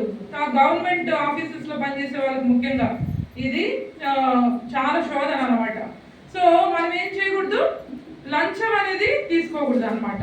మనకు ఒకవేళ లాభకరంగా ఉన్నా తీసుకోకూడదు, దేవునికి విరుద్ధమైనది తీసుకోకూడదు. ఒకవేళ మనం తీసుకోవచ్చు, ఏదైనా ఉంటే కూడా తీసుకోకూడదు అనమాట. ఇక్కడ ఏం కాదు, ఇతను తీసుకుంటే ఒకవేళ వాళ్ళే ఇచ్చినా కూడా తీసుకుంటే ఏం కాదు. అయితే ఏం చేయలేదు, తీసుకోలేదు అనమాట. సో ఆ విధంగా మరి దేవుని సేవకులంగా మనం కూడా, మరి దేవుని బిడ్డలంగా మనం కూడా చాలాసార్లు ఏం చేస్తాము అంటే, విశ్వాసుల దగ్గర ఏం చేస్తాము, మనం వెళ్ళి ప్రార్థన చేస్తే ఆఫరింగ్ ఇవ్వాలని కొంతమంది డిమాండ్ అనమాట. సో ఇండైరెక్ట్ గా అడుగుతూ ఉంటారు, ఇండైరెక్ట్ గా మన అవసరాలు తెలియజేస్తూ ఉంటారు అనమాట. సో ఆ విధంగా చేయకూడదు. మనం ఏం చేయకూడదు, ఆ విధంగా చేయకూడదు అంటే కొన్నిసార్లు వాళ్ళకి భారంగా మనం ప్రార్థన చేయడానికి వెళ్ళినప్పుడే వాళ్ళకి ఏం చేయాలి, ఎత్తుక్కోవాలన్నమాట. వాళ్ళు ఏంటి, ఆఫరింగ్. సో అట్లా ఉండకూడదు అనమాట. మనం ఏం చేయకూడదు, అట్లా ఉండకూడదు. మన యొక్క జీవితంలో వాళ్ళు సంతోషంగా ఇస్తే ఓకే, తీసుకోండి, మీకు దేవుడు సమాధానం ఇస్తే. అయితే వాళ్ళు భారంగా ఫీల్ అవ్వకూడదు అనమాట. సో ఇక్కడ నెహెమ్యా ఏం చేసినాడు, అవి ఏం కూడా ఆశించలేదు. ఏం చేయలేదు, ఆశించలేదు అనమాట, తీసుకోలేదు. చూడండి, వాళ్ళు 14 లాస్ట్లో చూసుకుంటూ వచ్చినాం కదా, నేను కానీ నా బంధువులు కానీ తీసుకోలేదు. అతను ఒక్కడే కాదు, అతని బంధువులు కూడా తీసుకోలేదంట. చూడండి ఎంత మంచి సాక్ష్యం కదా. సో ఆ విధంగా మనం సాక్ష్యం కూడా ఆ విధంగా ఉండాలన్నమాట. సో మనం తీసుకుంటే మన వాళ్ళ దగ్గర ఆశీర్వాదమే వాళ్ళకి, కానీ వాళ్ళు సంతోషంతో ఇవ్వాలి కానీ దుఃఖంతో ఇవ్వకూడదు అనమాట. సో ఆ విధంగా మనము వాళ్ళ యొక్క అక్కర్లు మనం చూడాలి, వాళ్ళ యొక్క పరిస్థితి ఎట్లుందో అనేది మనం చూడాలన్నమాట. సో ఆ విధంగా మన యొక్క జీవితంలో మనము మరి ఆ యొక్క స్థితిని మనం గుర్తించేటువంటి వాళ్ళంగా ఉండాలి. నెహెమ్యా లాగా మనము ఎవరి దగ్గర ఏమి తీసుకోకూడదు అనమాట. సో ఆ విధంగా మన యొక్క జీవితంలో మనము మన యొక్క విశ్వాసం దగ్గర మనము పనిచేస్తున్నటువంటి ఉద్యోగ స్థలంలో ఏం చేయకూడదు, లంచము పుచ్చుకోకూడదు. ఏదైనా కూడా మనం నీకు ఇచ్చేటువంటి ఆ యొక్క శాలరీ మాత్రమే తీసుకోవాలి. ఇంకా పై నుంచి ఇచ్చేది కొంతమంది ఏదో వస్తువులు కూడా తీసుకొని ఇస్తూ ఉంటారు, ఏం చేయకూడదు, తీసుకోకూడదు అనమాట. సో ఆ విధంగా మనము ఉండాలి. తర్వాత కొంతమంది ఏం చేస్తూ ఉంటారంటే దేవుని యందు భయభక్తులు ఎట్లా కలిగి ఉంటారు తెలుసా? మానవ పద్ధతులను అనుసరించి భయభక్తులు కలిగి ఉంటారు. చూసుకుందామా? హోషేయ గ్రంథము 5:11. హోషేయ గ్రంథము 5వ అధ్యాయము, హోషేయ 5:11 తీసుకున్న చదవండి. ఎఫ్రాయిమీయులు మానవ పద్ధతిని బట్టి ప్రవర్తింపగోరువారు. వారు అధిక శ్రమ కలుగును, వారికి అధిక శ్రమ కలుగును. వారు శిక్షింపబడి హింస నొందుదురు, బాధింపబడుదురు. ఎఫ్రాయిమీయులకు చాలు. ఇక్కడ చూసినట్లయితే ఎఫ్రాయిమీయులు మానవ పద్ధతిని బట్టి ఏం చేస్తారంట? ప్రవర్తింపగోరువారంట. వారికి అధిక శ్రమ కలుగును, వారు శిక్షింపబడి హింస నొందుదురు, బాధింపబడుదురు.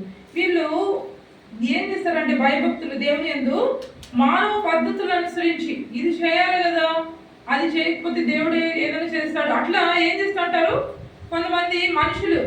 అంటే మనుషుల దృష్టికి భయభక్తులు చూస్తారు కదా, అది అట్లా చేస్తూ ఉంటారు అనమాట. ఒకవేళ ఆ విధంగా మానవ పద్ధతిని బట్టి మనం దేవుని యందు భయభక్తులు కలిగి ఉన్నట్లయితే వాళ్ళకి ఏమంట?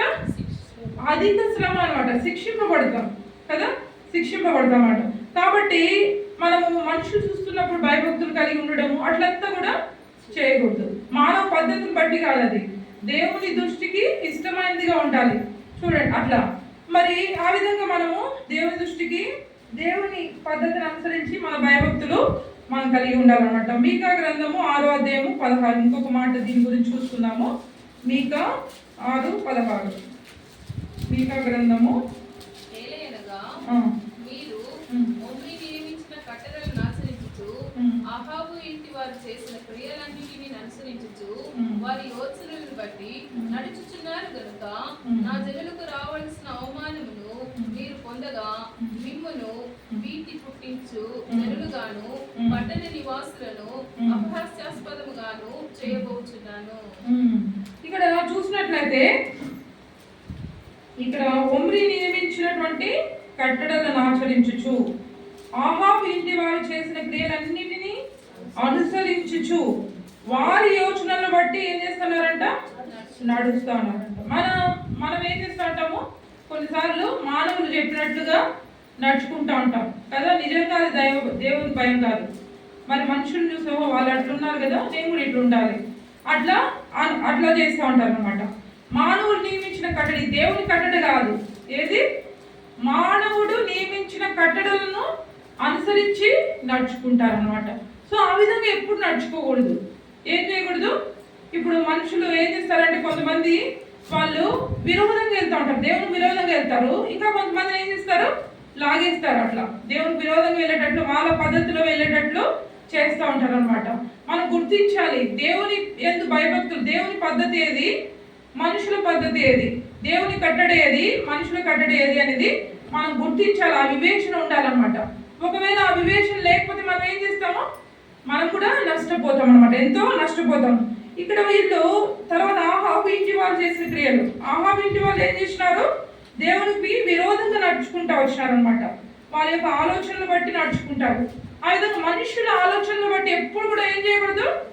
నడుచుకోకూడదు. దేవుని ఆలోచనలు బట్టి ఏం చేయాలి? నడుచుకోవాలి. ఆయన పద్ధతిని బట్టి, ఆయన కట్టడలను బట్టి మనం ఏం చేయాలి? నడుచుకోవాలన్నమాట. ఒకవేళ మనుషుల పద్ధతిని బట్టి ఆహాబు ఇంటి వాళ్ళు చేసినటువంటి వాటిని బట్టి, ఒమ్రీ ఇందాక చదువుకున్నట్టు వాళ్ళ పద్ధతిని బట్టి మనం నడుచుకున్నట్లయితే మనం ఏమైతాం? మన జీవితంలో నష్టాన్ని కొని తెచ్చుకుంటాం అన్నమాట. కాబట్టి మన జీవితంలో చాలా జాగ్రత్తగా మరి దేవుని యొక్క ఆలోచన బట్టి మనము నడుచుకోవాలి. ఒకవేళ అట్లా వెళ్తున్నట్టు మనకు అర్థమవుతుంది, అప్పుడు వెంటనే మనం ఏం చేయాలి? మించిపోయింది ఏం లేదు, వెంటనే దేవుని దగ్గరికి వచ్చి ఏం చేయాలి?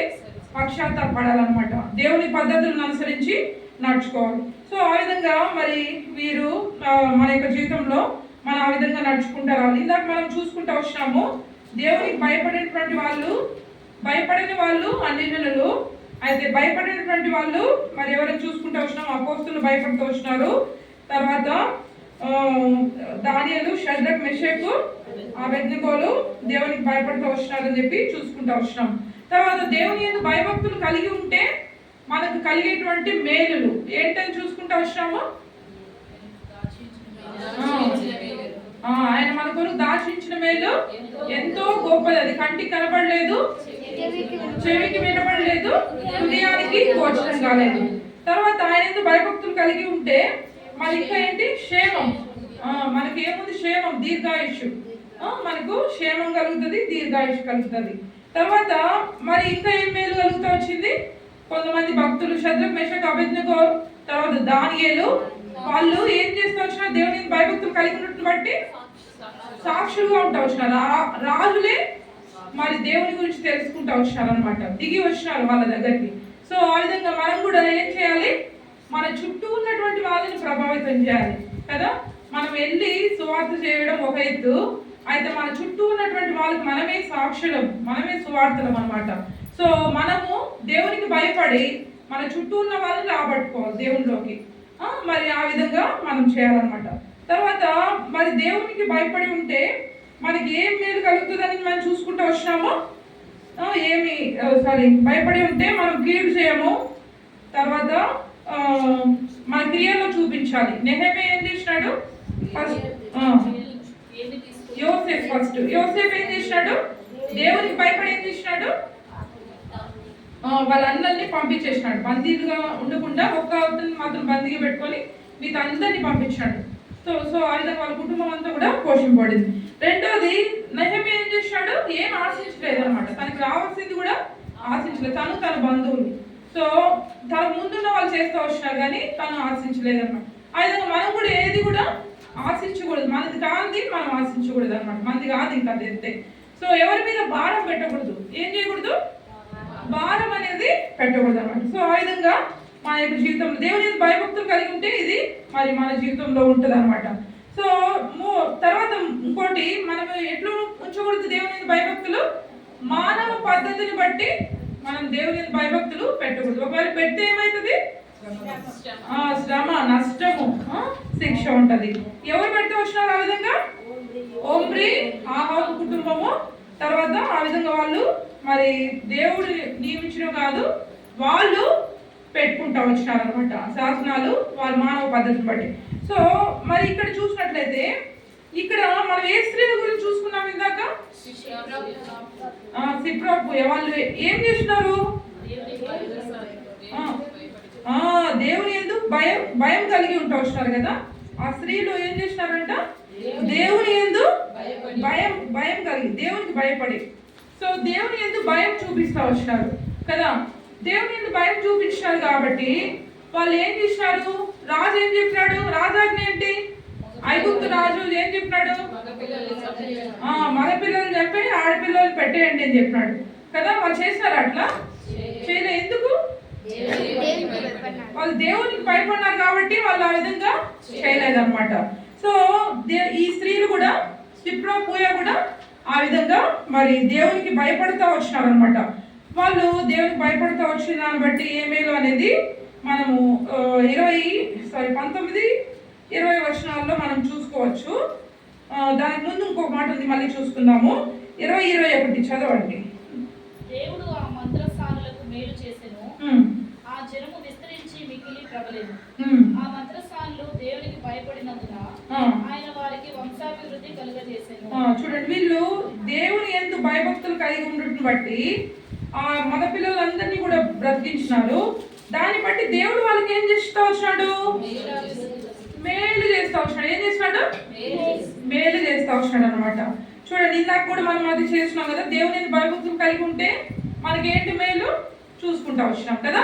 సో ఆ విధంగా వీళ్ళు కూడా దేవుడు మేలు చేస్తున్నాడు అనమాట. ఏ మేలు, ఈ మేలే ఉంటుందేమో.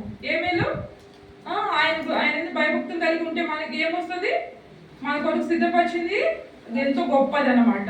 తర్వాత ఇంకేం చూసుకున్నాము, ఆయన భయభక్తులు కలిగి ఉంటే క్షేమము, దీర్ఘాయుష్యు.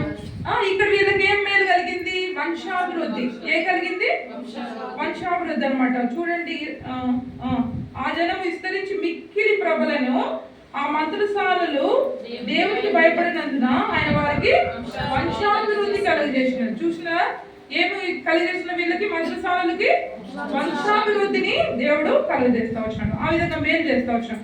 ఆ విధంగా మనం కూడా దేవుని భయభక్తులు కలిగి మరి చేసినప్పుడు చూడండి, మనకు బాగా తెలిసినటువంటి భాగము కీర్తనలు 122 అధ్యాయము తీయండి. కీర్తనలు 122 6 నుంచి 9 వచనాలు చదువుతున్నామా బిగ్గరగా. 122 కీర్తన 6 నుంచి 9 వచనాలు. యెరూషలేము యొక్క క్షేమం కొరకు ప్రార్థన చేయండి. యెరూషలేముని నీ ప్రేమించువారు నీ ప్రాకారములో నెమ్మది కలుగుగాక, నీ నగరములో క్షేమముండును గాక. నీ సహోదరుల నిమిత్తమును నా సహవాసుల నిమిత్తమును నీకు క్షేమం కలుగును గాక అని నేను అందును. ఆ దేవుని యెహోవా మందిరం నిమిత్తము నీకు మేలు చేయ ప్రయత్నించను. చూసావా ఇక్కడ ఎవరి కొరకు ప్రార్థన చేయాలంట? యెరూషలేం అంటే దేవుని సంఘం కదా. దేవుని సంఘం కొరకు మనము ఏం చేయాలి? ప్రార్థన చేయాలి. ప్రార్థన కూడికంటే ఎంతమంది ఉంటారు? ప్రార్థన చర్చ్ ప్రేయర్కి ఎంతమంది ఉంటారు? చర్చిలో బైబిల్ స్టడీకి ఎంతమంది ఉంటారు? సండే ఎంతమంది ఉంటారు? చాలా మంది. భక్సింగ్ అంకుల్ చెప్పినారు, ఎవరంటే నిజమైన సంఘ ప్రార్థనకి ఎవరు వస్తారో వాళ్ళే అంట. ఆ సంఖ్య తీసుకోవాలంట, సండే వచ్చే సంఖ్య కాదు కదా. సో సంఘ ప్రార్థన ఎంతో బలమైంది కదా. మనం మత్తయి సువార్తలు చూసుకోవచ్చు. సంఘము ఎదుట పాతాళలోక ద్వారాలు నిలవేరు. అయితే మనం ఆ సంఘ ప్రార్థన ఏం చేస్తాము? నిర్లక్ష్యం చేస్తాము. అయితే యెరూషలేం అంటే దేవుని సంఘాన్ని గురించి మనం ప్రార్థన చేసినప్పుడు దేవుడు మనకి ఏం చేస్తాడంట? క్షేమం కలుగజేస్తాడు, మేలు కలుగజేస్తాడు. చూడండి 6 నిన్ను ప్రేమించు యెరూషలేము నిన్ను ప్రేమించువారు వర్ధిల్లుదురు. ఆయన ప్రేమించే ఆ సంఘాన్ని ప్రేమించే వాళ్ళు ఏం చేస్తారంట? వర్ధిల్లుతారంట. తర్వాత ఆయన కొరకు ప్రార్థించే వాళ్ళు. తర్వాత 7వ వచనం, నీ ప్రాకారములలో సమాధానం ఉంటది. చూడండి, సంఘాన్ని ప్రేమిస్తే ఏముంటది? నెమ్మది ఉంటది కదా. ఇంకెవరు గొడవ చేసే వాళ్ళు ఉంటారు. సంఘాన్ని ప్రేమిస్తే నిజంగా మనం గొడవలు చేస్తాము, వచ్చి లోపల వచ్చి చేయం కదా. అందరు ప్రేమించే వాళ్ళే, ఎందుకు చేయాలి కదా. సో సమాధానం అనేది మరి ఉంటది అనమాట. నీ నగరులో క్షేమం, ఇందాక చూసుకున్నామా? క్షేమం, దేవుని భయభక్తులు కలిగి ఉంటే ఏముంటదంట? క్షేమం, దీర్ఘాయుష్యు. సో క్షేమము ఉంటది అనమాట. సో నా సహోదరుల నిమిత్తము నా సహవాసుల నిమిత్తము నీకు క్షేమం కలుగును గాక అని నేను అందును. చూడండి తర్వాత లాస్ట్ 9 మన దేవుడైన యెహోవా మందిరము నిమిత్తము నీకు మేలు చేయి ప్రయత్నించెదను. ఇక్కడ వాళ్ళు ఏం చేస్తున్నారంటే మేలు చేస్తాడు దేవుడు. చూడండి, క్షేమము మేలు అంతా కూడా మరి దేవుని యొక్క సంఘాన్ని మనం ప్రేమించినప్పుడు మన యొక్క జీవితంలో వర్ధిల్లుతాము, క్షేమం ఉంటుంది, తర్వాత మేలు కలుగుతుంది దేవుని నుంచి అనమాట. సో ఆ విధంగా మనం దేవుని సంఘాన్ని ఏం చేయాలి? ప్రేమించాలి. దేవుని సంఘాన్ని ఏం చేయాలి? ప్రేమించాలన్నమాట. సంఘ ప్రార్థనకు రావాలి. సంఘ ప్రార్థనకు వచ్చి మనం దేవుని సంఘం కొరకు ప్రార్థన చేయాలన్నమాట. సో ఆ విధంగా మనము చాలా దగ్గర నుండి కూడా కొంతమంది చెప్తా ఉంటారు అనమాట. వాళ్ళు దగ్గరే ఉంటారు, అయినా కూడా ఏం చేస్తుంటారు? రారనమాట. ఏం చేస్తుంటారు? మొబైల్ తీసుకొని చూస్తూ ఉంటారు, ఇట్లా రీల్స్. కొంతమంది అలవాటు ఏంటి? రీల్స్ అనమాట, అంటే షార్ట్స్ చూస్తూ ఉంటారు. కొంతమంది టీవీ ఆన్ చేసుకొని సీరియల్స్ చూస్తూ ఉంటారు కదా. ఎంతమంది లేదు చూడండి. మనకి ఏదైతే అడ్డుగా ఉందో దేవుని మందిరానికి వెళ్ళడానికి, దేవుని ప్రజలతో సహవాసం చేయడానికి, ఏది టైం వేస్ట్ అనుకుంటున్నామో దేవుని సన్నిధిలో గడపడం టైం వేస్టా? కాదు. కానీ మనం ఏమనుకుంటాము? ఇవన్నీ చూసినప్పుడు, ఇవన్నీ మన బుర్రలో చేర్చుకున్నప్పుడు దేవుని మందిరానికి వెళ్ళడం టైం వేస్ట్ అనుకుంటాం అనమాట. సో మనల్ని మనం పరీక్షించుకోవాలి. ఒకవేళ అవన్నీ మనలో ఇందాక ఫస్ట్ సెషన్లో కూడా హెచ్చరింపబడుతూ వచ్చినాం కదా. మనం ఇవన్నీ కూడా ఏం చేయకూడదు? చూడు, లోక సంబంధమైనవి ఏది కూడా మనలోకి రాకూడదు అన్నమాట. మనం దేవుని మందిరం, దేవునితో సహవాసం, దేవుని ప్రజలతో సహవాసం కలిగి ఉన్నప్పుడు వీటన్నిటి మనం దేవుని పనిలో బిజీగా ఉన్నప్పుడు ఇవన్నీ చూడటానికి కూడా మనకి ఏముండదు? సమయం ఉండదు అనమాట. ఒకవేళ నిన్ను అభ్యంతర పరుస్తూ అంటే దాన్ని తీసేస్తే, నీ కాలు నిన్ను అభ్యంతర పరిస్థితి ఏం చేయాలి? తీసేసుకోవాలి. కట్ చేసి ఏం చేయాలి? తీసేయాలి అనమాట. తీసేయాలి, పక్క తీసేయాలి. నువ్వు అది పెట్టుకొని నువ్వు నరకానికి వెళ్తే ఏం ప్రయోజనం? పరలోకానికి వెళ్ళకుండా. కాబట్టి ఒకవేళ నీ యొక్క ఏదైనా ఇంట్లో మరి ఈ లోక సంబంధం ఏదైనా నిన్ను అభ్యంతరపరుస్తూ ఉంటే దాన్ని ఏం చేయాలి?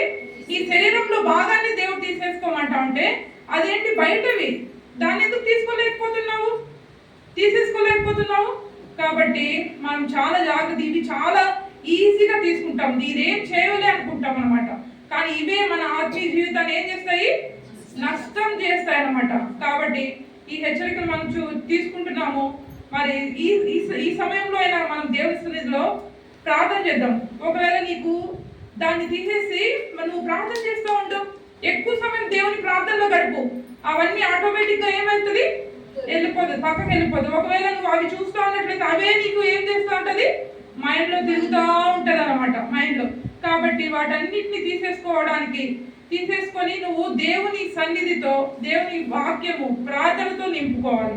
అప్పుడు అవన్నీ కూడా ఆటోమేటిక్గా దూరం అయిపోతాయి అన్నమాట. సో ఆ విధంగా మనము దేవునితో సహవాసం కలిగి ఉండాలి.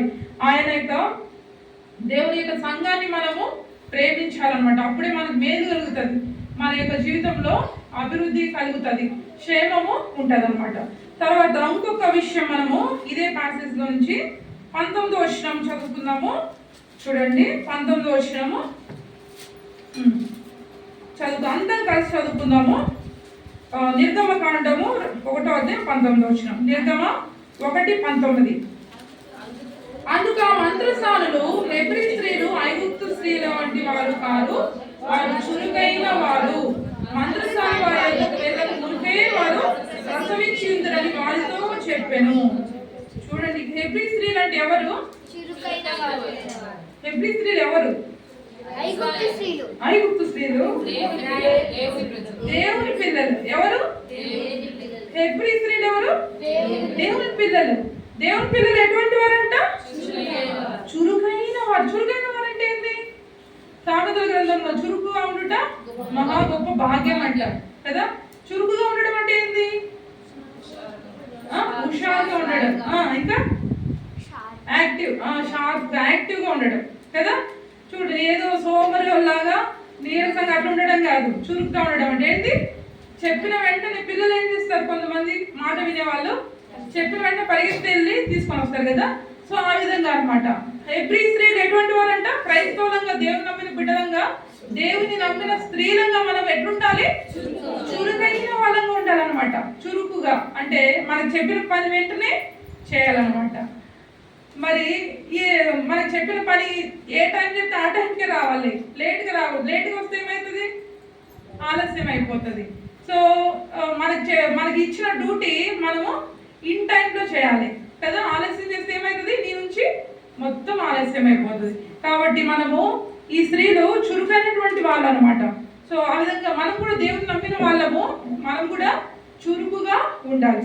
మరి ఆ విధంగా ఎవరున్నారు అని చూసినట్లయితే శారా ఎట్లుంది చూడండి. శారా ఆదికాండం 18వ అధ్యాయము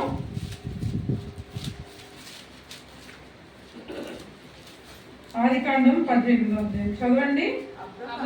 ఒక నిమిషం. 6వ వచనం. అబ్రహాము గుడారంలో ఉన్న శారా యొద్దకు త్వరగా వెళ్ళి, నీవు త్వరపడి 3 మాణికల మెత్తని పిండిని తెచ్చి పిసికి రొట్టెలు చేయమని చెప్పెను. మరియు అబ్రహాము పశువుల మందకు పరుగెత్తి ఒక మంచి లేత దూడను తెచ్చి ఒక పనివానికి అప్పగించెను. వాడు దాన్ని త్వరగా సిద్ధపరిచెను. చూసారు ఇక్కడ చూసినట్లయితే ఈ శారా ఏం చేసింది? శారా 3 మనుషులు వాళ్ళ దగ్గరికి వచ్చినారు కదా, అతిథులు. అప్పుడు ఏం చేసింది ఆమె? ఆయన అబ్రహాము త్వరగా వెళ్ళి అది తీసుకొని వచ్చినప్పుడు, సిద్ధపరిచి ఇచ్చినప్పుడు వాళ్ళందరికీ కూడా ఏం చేసినారు? రొట్టెలు చేసి ఆ వంట సిద్ధపరిచి ఇచ్చినారు. ఎంత వాళ్ళ ముందు చెప్పి వచ్చినారా? లేదు. ఎట్లా వచ్చినారు? చెప్పకుండా వచ్చినారు కదా. మనం చాలాసార్లు మనం ఎవరికైనా ఆతిథ్యం చేయాలంటే ఏం చేస్తాము? చెప్పి రావాలి కదా. ముందే చెప్పుకుంటే అన్ని సిద్ధపరిచి ఉండేవాళ్ళు అంటాం. ఏం చేస్తాము? ఇక్కడ శారా ఏమనలా, అబ్రహాం చెప్పినప్పుడు ఏం చేసింది? వెంటనే చేసింది అనమాట. సో చాలాసార్లు మనము ఏమనుకుంటాము? మనకు చెప్పి రావాలి అని చెప్పేసి అనుకుంటాం అనమాట. చెప్పకుండా వచ్చినప్పుడు కూడా మనం ఏం చేయాలి? వెంటనే పని చేయాలి, చురుకుగా ఉండాలన్నమాట. ఇక్కడ రిబకాను చూసినట్లయితే చూడండి, ఆదికాండము 24వ అధ్యాయం 10వ వచనం చదవండి. అతడు తన యజమాని 16. ఆ చిన్నది మిక్కిలి చక్కనిది, ఉమ్. ఆమె కన్యక, ఉమ్. ఏ పురుషుడును ఆమెను కూడలేదు. ఉమ్. ఆమె ఆ బావిలోనికి దిగిపోయి కడవను నీళ్లతో నింపుకొని ఎక్కి రాగా, ఆ సేవకుడు ఆమెను ఎదుర్కొనుటకు పరిగెత్తి, నీ కడవలో నీళ్లు కొంచెం దయచేసి నన్ను త్రాగనిమ్మని అడిగాను. అందుకామె, అయ్యా త్రాగుమని చెప్పి త్వరగా తన కడవను చేతి మీదకి దించుకొని అతనికి దాహం ఇచ్చాను. మరియు ఆమె అతనికి దాహం ఇచ్చిన తరువాత, నీ ఒంటెలు త్రాగు మట్టుకు వాటికి నీ నీళ్లు చేదిపోయేదునని చెప్పి త్వరగా గాడిలో తన కడవను కుమ్మరించి తిరిగి చేదుటకు ఆ బావికి పరిగెత్తుకొని పోయి అతని ఒంటెలన్నిటికీ నీళ్లు చేదిపోసెను. చాలు. ఇక చూసినట్లయితే రెబెకా యవ్వన కాలంలో ఉంది. మరి అక్కడికి వచ్చింది నీళ్లు చేసుకోవడానికి. ఎలియాజరు అక్కడికి వచ్చినప్పుడు తనకి నీళ్ళు అతను ప్రార్థన చేసుకున్నాడు, అది వేరే. అయితే అతనికి నీళ్ళు ఇవ్వమన్నప్పుడు ఆమె ఏం చేసింది, అతను పోసింది. తర్వాత నీ ఒంటెలన్నింటికి కూడా పోస్తా అని చెప్పింది. చూడండి అక్కడ ఎన్ని ఒంటెలు ఉన్నాయంటే 10వ వచనంలో 10 ఒంటెలు అన్నమాట. ఎన్ని ఒంటెలు ఉన్నాయి? 10 ఒంటెలు. ఒక ఒంటె ఎన్ని తాగుతుందో తెలుసా మీకు? 105 ఎంతో విన్నా నేను. ఒక ఒంటె 105 లీటర్లు ఎంతో తాగుతుందంట. అట్లా 10 ఒంటెలు ఎన్ని తాగుంటుంది? 10 ఎంత? 100 10. ఎన్ని లీటర్లు చూడండి. అన్ని లీటర్లు ఆమె ఎట్లా చేసింది? చేసుకొని పోసింది అనమాట నీళ్లు. సో మనం ఒక్క బిందె చేయడానికే కష్టపడతాం, 10 బిందెలు కష్టపడతాం. అయితే ఈ స్త్రీ ఏం చేసింది, రెబెకా చక్కనిది. ఆమె ఏం చేసిందంటే చాలా చురుగ్గా ఉంది కదా. అమ్మో నేను వీటన్నిటికి పోయలేను అనుకోలేదు. ఏమనుకోలేదు? అమ్మో వీటన్నిటికి నేను పోయగలనా అని చెప్పేసి అనుకోలేదు అనమాట. ఆయనకు కొంతమంది ఏం చేస్తుంటారు, ఇతరులు నీళ్ళు ఇవ్వడానికే కష్టపడుతూ ఉంటారు కదా. ఇంకా ఆ ఒంటెలు పోయడము ఇంకా ఎంతో కష్టమైన పని, కానీ ఆమె చేయడానికి, సంతోషంగా చేయడానికి ఒప్పుకుందనమాట. సో ఆమె ఎంత చురుగ్గా ఉంది. సో ఆ విధంగా మనం కూడా ఎట్లుండాలి? చురుకైన వాళ్ళంగా ఉండాలి కదా. మీటింగ్ ముందే అనౌన్స్ చేస్తుంటే బాగుండక, అప్పటికప్పుడు చెప్తే ఏం చెప్తామో, ముందు రోజు చెప్తే కూడా ముందే చెప్పుకుంటే బాగుండే అంటాం కదా. సో మీటింగ్కి రావడానికి కూడా చాలాసార్లు ఏం చేస్తుంటామో, చాలా ఆలస్యంగా ఉంటాం అనమాట. ఆలసి అంటారు. ఏమంటారు? ఆలసి అంటే ఏంటంటే సోమరి, హిందీలో ఆలసి. సో ఆ విధంగా చాలా సోమరులంగా ఉంటాం అనమాట. రెడీ అవ్వడానికి బద్ధకం. రెడీ అవ్వడానికి బద్ధకం, మీటింగ్ రావడానికి బద్ధకం అనమాట. సో ఆలస్యంగా వస్తాము దేవుని మందిరానికి. ఎట్లా చేస్తాము? దేవుని మందిరానికి ఆలస్యంగా వస్తాం అనమాట. 10 గంటలకు మీటింగ్ అంటే 10:30, 11, 12 ఇంకా అట్లా పోతూ ఉంటుంది అనమాట. సో ఆ విధంగా మనము దేవుని సన్నిధికి ఆలస్యంగా వస్తూ ఉంటాం, చురుగ్గా ఉంటాం. ఒక స్త్రీగా మనం ఏం చేయాలంటే మన ఇంటి వాళ్ళందరినీ సిద్ధపరచాలి, మనం సిద్ధపడాలి, మన ఇంటి వాళ్ళని సిద్ధపడాలి, టైం తీసుకొని రావాలన్నమాట. సో అటువంటి స్త్రీలంగా మనం ఉండాలన్నమాట. దేవుని మందిరం విషయంలో అంత ఆసక్తి మన నుంచి మన పిల్లలకి వెళ్ళాలి, మనం అంత మాదిరిగా మరి ఉండాలన్నమాట.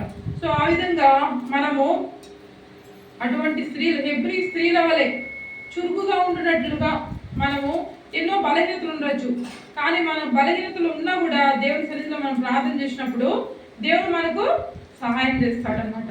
సో ఆ విధంగా నేను ఎన్నోసార్లు మరి ఆ విధంగా ప్రార్థన చేసి నేను అడుగుతూ వచ్చినప్పుడు దేవుడు సహాయం చేస్తూ వచ్చినాడు. సో ఆ విధంగా మనం ప్రార్థన చేసినప్పుడు దేవుడు మనకు సహాయం చేస్తాడు. చురుకుగా ఉండడానికి దేవుడు మనకు సహాయం చేస్తాడు అనమాట. సో ఆ విధంగా మరి సిప్రభు ఆ దేవుని యందు భయం కలిగి ఉంటూ వచ్చినారు. తర్వాత ఆ విధంగా వారి యొక్క జీవితంలో మేలును పొందుకుంటూ వచ్చినారు. వాళ్ళ యొక్క వంశం కూడా అభివృద్ధి పొందుతూ వచ్చింది అనమాట. సో ఆ విధంగా హెబ్రీ స్త్రీలు చురుకైనటువంటి వాళ్ళు. సో ఆ విధంగా మనం కూడా చురుకుగా ఉండాలని, దేవుని యందు భయభక్తులు కలిగి ఉండాలని మనము ఇంతసేపు మనము చూసుకుంటూ వచ్చామన్నమాట. సో ఆ విధంగా దేవుని యందు భయభక్తులు కలిగి ఉంటే అప్పుడు మనం ఏం చేయబడతాము? కొనియాడబడతాం. ఏం చేయబడతాం? కొనియాడబడతాం. సో చూడండి, లాస్ట్గా వచనం చూసుకొని మనము ప్రార్థన చేసుకుందాము. సామెతల గ్రంథము 31వ అధ్యాయం 30వ వచనము. ఆ విధంగా దేవుని యందు భయభక్తులు కలిగి ఉండడానికి మరి దేవుడు చదువుదాము. 31, 30 చదవండి. అందరం కలిసి చదువుకుందాము. ఉండండి, ఆగండి, అందరం కలిసి చదువుకుందాం. సామెతలు 31, 30. అన్న మోసకరము సౌందర్యము యెహోవా యందు భయభక్తులు కలిగిన స్త్రీ కొనియాడబడును. యెహోవా యందు ఆ విధంగా భయభక్తులు కలిగి మనము దేవుని చేత కొనియాడబడే వాళ్ళంగా మరి ఉండడానికి దేవుడు మనకు సహాయం చేయను గాక. ఈ వాక్యాన్ని దేవుడు దీవించును గాక.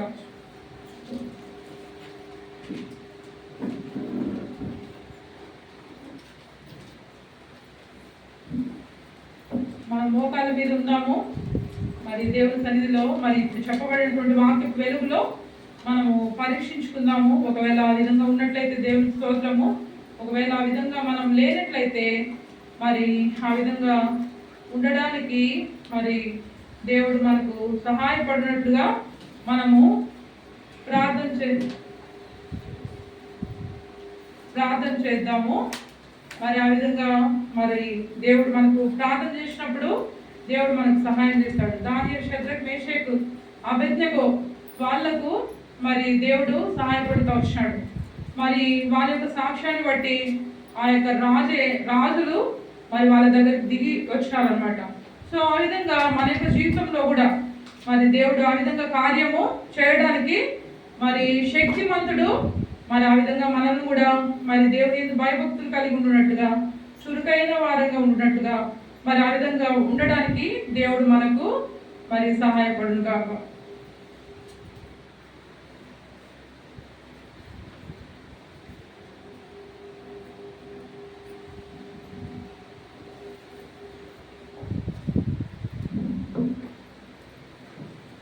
ప్రార్థన చేస్తాం. ప్రేమగల తండ్రి, ఈ పదాలు పొందినాను మరోసారి ప్రభా నీ దాసురాలు తీసుకొచ్చి మీటింగ్లో ఉదయకాలం ఉంటే ఇంతవరకు ప్రభా సహాయపడుతూ చెప్పిన మాటలు బట్టి వందనములు. నేను భయభక్తులు కలిగిన స్త్రీలు కావాలని సెలవిస్తూ ఇచ్చినావు ప్రభా. అలాగా మేము ఉండాలని ప్రభా మీరు కోరినందుకే నీకు నిశ్చితపరిచే దేవుడుగా ఉన్నావు. చెప్పిన మాట నీరుగట్టి ఫలింపచేయండి ప్రభా.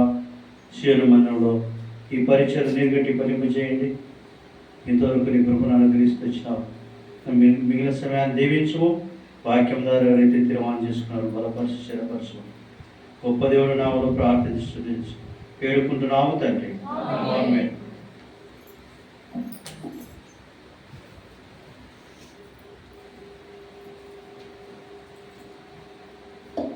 ఈ సమయంలో మీటింగ్ అయిపోయిన వెంటనే మీకు అందరికీ భోజనాలు ఉన్నాయి.